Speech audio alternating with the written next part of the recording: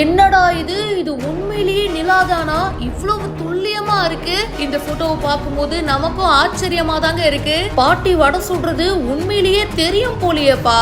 Live மூனை வந்து capture பண்ணி அந்த வீடியோவை சோஷியல் மீடியால ஷேர் பண்ணியிருக்காரு. இந்த வகையான போட்டோகிராஃபி நிறைய பேருக்கு ரொம்ப பிடிக்கும். அதாவது ஏதாச்சும் ஒரு பிளானட் அப்படி இல்லைன்னா நம்மளுடைய ஸ்பேஸ் பத்தி ஸ்டார்ஸ் இதெல்லாம் வந்து போட்டோ எடுத்து போஸ்ட் பண்ணுவாங்க. அந்த வரிசையில இவர் என்ன பண்ணிருக்காருன்னா நிலாவை தாங்க சூப்பரா படம் பிடிச்சிருக்காரு.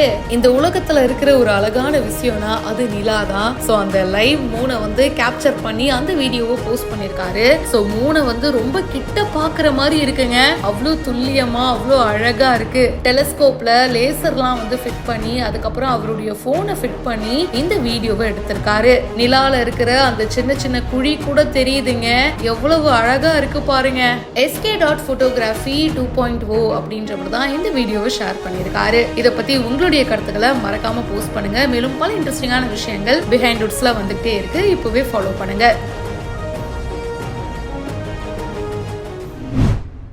கிராமத்து ஏரியை சூழ்ந்து நன்னீர் ஏரியை சாக்கடை நீராக்கிய ஆகாய தாமரைகள்.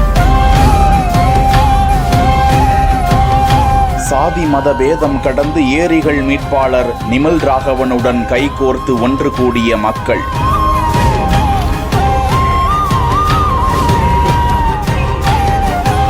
ஒன்றாக கேட்ட பாங்கு ஒலியும் கோவில் மணி ஓசையும்.